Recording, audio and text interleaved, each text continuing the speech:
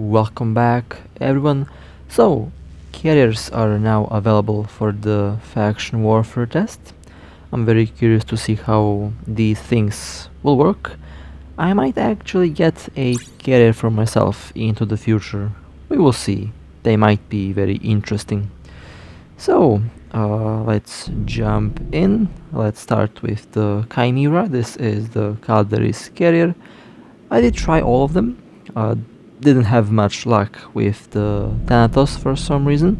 All the other three were actually pretty decent. Now here I did receive one capacitor battery and I have triple shield boosters. Well, I guess I will not be complaining about the tank this time around because yeah, this ship ain't going down today. So I have two dreadnoughts as my opponent. Now dreadnoughts eat carriers alive, at least throughout this test. So it's kind of weird because you still have a lot of dreadnoughts flying around. Carrier versus dreadnought, in most cases the dreadnought will win. Now my carrier here is actually pretty well tanked, so I am not afraid of that revelation. Now also one advantage that carriers have is, well, velocity. They can move. They have also a special mode, the signal mode, networking mode, that gives faster lock-on time. Pretty good if you want to lock on smaller targets like frigates, destroyers, cruisers, and of course fighters are like drones, just a little bit different. And these fighters shred basically anything. So a carrier might be used for storyline missions, they might be used for low sec encounters, for null sec ratting, for dead space anomalies, and all the other good things like that. Now of course you have to be careful. Bomber fleets are going to be very interesting once carriers start to roam around. I can't wait for the first official carrier kill, and that will happen very quickly because these ships will be built very soon. This revelation is heading into, well, what appears to be hull. I am moving away a little bit. Full shield. My capacitor is of course low, but I am very confident that I am going to win this round here. The fighter groups so far seem to be doing decent damage on that dreadnought. Each of the icon that you see there for the fighters has a group of 9 ships, and that's kind of they basically took the capitals from Evenline and transferred them here to this game, which is pretty good. Now, in terms of ship size, the carriers seem to be a little bit shorter than the dreadnoughts. The dreadnoughts are on average 3.5 kilometers, the carriers are on average 2 kilometers, which is also very interesting little fact. Alright, well, this is the second carrier for today, the Archon, Amar one, the Amar carrier, which has a very interesting design. I have to admit, the Archon looks pretty good.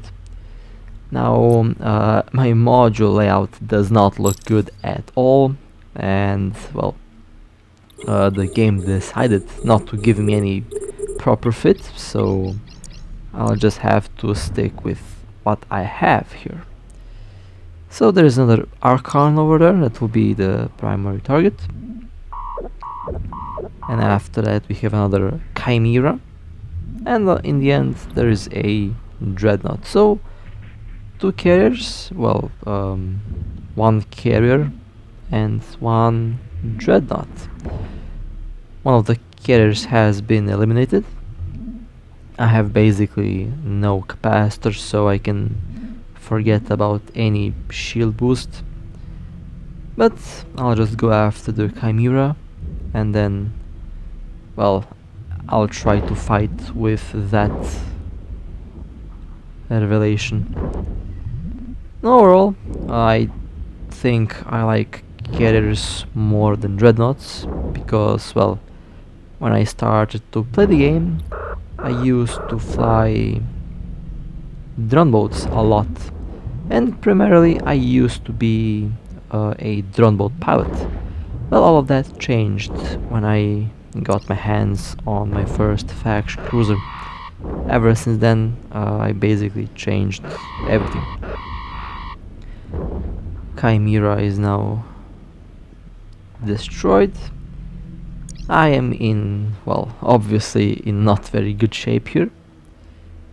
And I'm 50 kilometers away from that revelation. There's a chance that I can survive long enough because I am so far away. The lasers might not have enough range, but I don't think that that's the case. So yeah, the lasers still have range. Okay. Docking request accepted. I was destroyed in that round. Well, 2nd place. Okay. Again, that was terrible fit from the game there.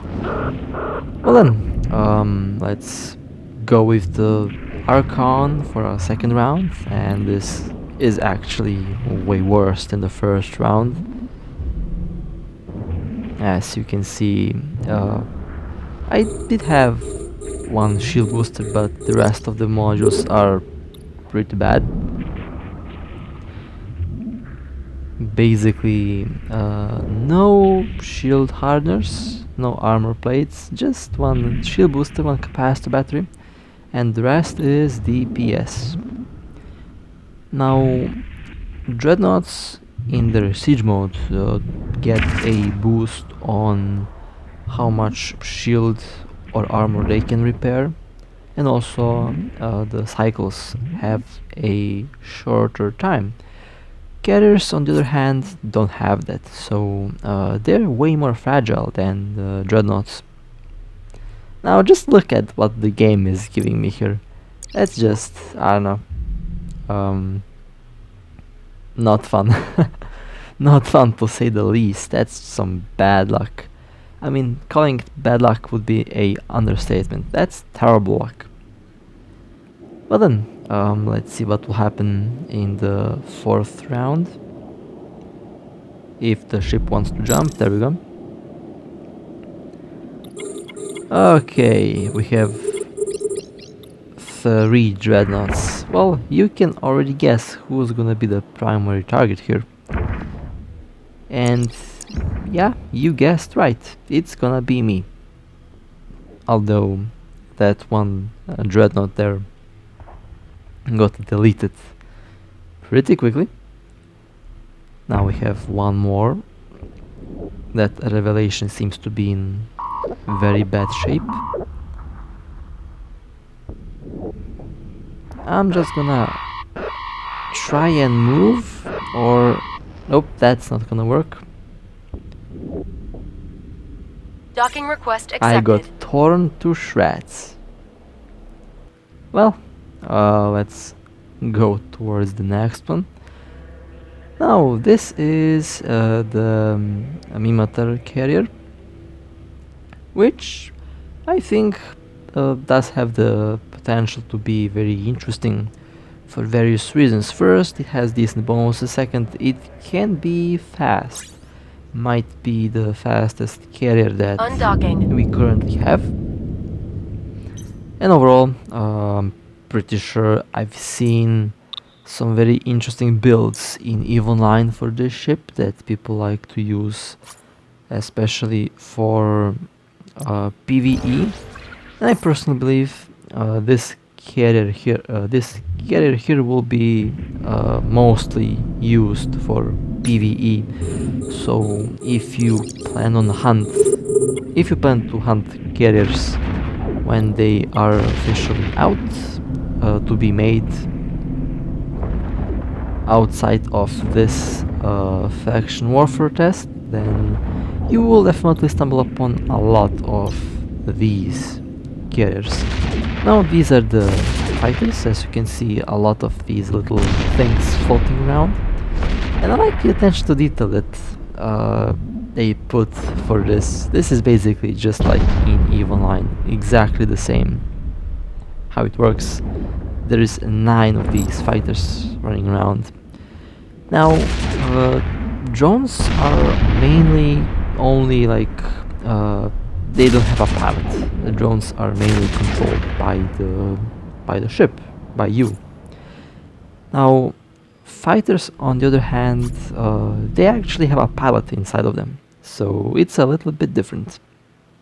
Although you still order them around however you like. So in the end it doesn't change much, but an interesting little fact. Fighters do have pilots sitting inside of them, and they're also slightly larger than your average drone. Well then, let's go to the second wave. Okay, let's focus on the first one. They did change the waves a little bit. You don't fight the dreadnought anymore, you fight a carrier. So in a way they made the third part easier, because you don't have to worry about the Phoenix doing 200,000 points of damage to your ship. Now as for the carriers, like I've mentioned before, they seem to be way less tanky than the dreadnoughts. They take way less damage, and also they repair way less damage. And it also appears that their hulls have overall less hit points. The Republic fleet fighters, okay, interesting little stats there. A light attack drone, interesting. Light attack fighter should be more accurate. Right, well, seems like I might be lucky with this carrier. Now this ship does have a very interesting and good looking design, although it looks kinda rusty like all the other Minmatar ships. There are also some new modules that we will be getting that are exclusive for carriers, and you can see some of them here.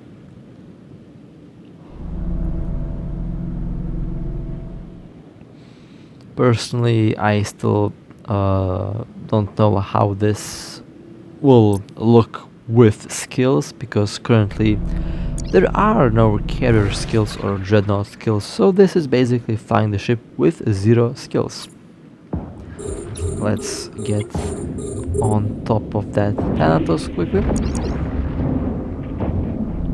I have to say, the Minmatar dreadnought has to be like the best looking one, except maybe the my one also looks pretty good. Thanatos kinda looks weird.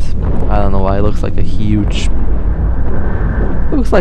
pan or something like that. Like, I don't know. Currently cannot find something that looks very similar to this ship. Although gotta like the little fact how similar these ships are to their super carrier counterparts. Now, when are super carriers going to come in? I have no idea. I would guess super carriers are gonna come in at the same time with Titans, and when that will happen, I have absolutely no idea. I can only guess, but I don't know.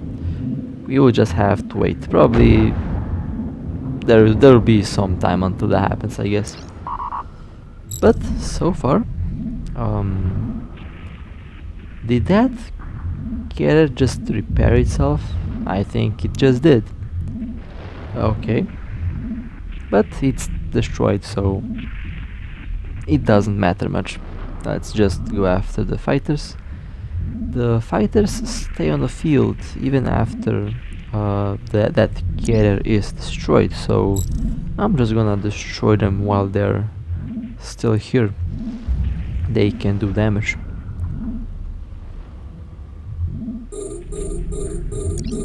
And then I can focus the rest of the ships. My capacitor is very low.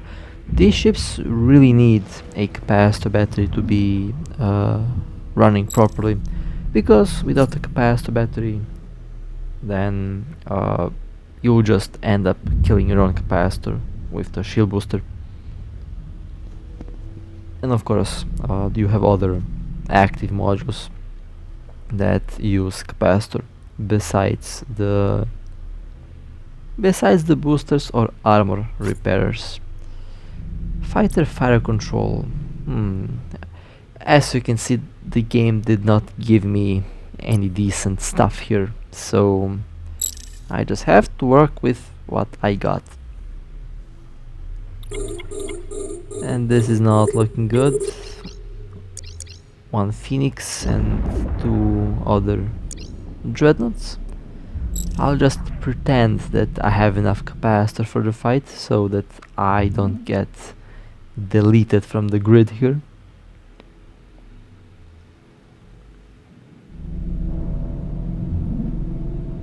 Seems like that Naglifar is the primary target.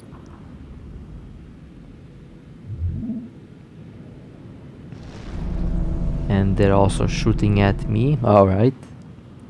They're going down. The Dreadnought got focused.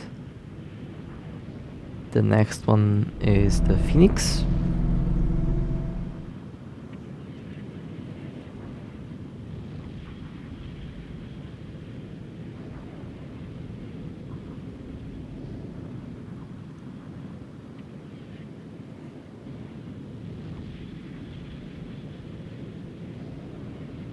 Okay, it seems like the Phoenix is also going down quickly.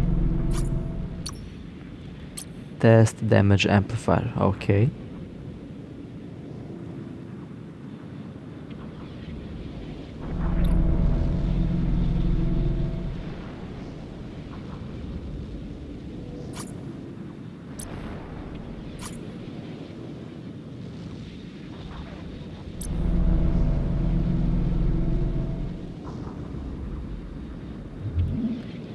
Well then, I did not expect to survive this long, but here we are.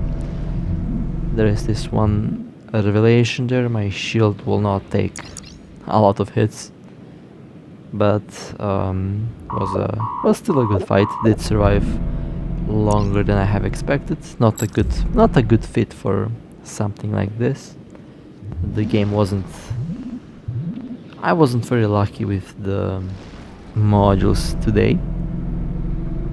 Literally have seen only one capacitor battery in like maybe 2 hours of playing, so yeah. Now my capacitor is literally 0, while that revelation is making holes in this rusty Amimoto ship.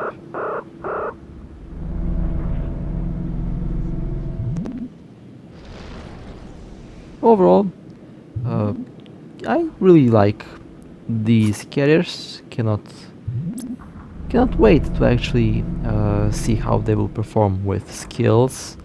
Again, I really expect them to be a big replacement for a lot of currently popular ships.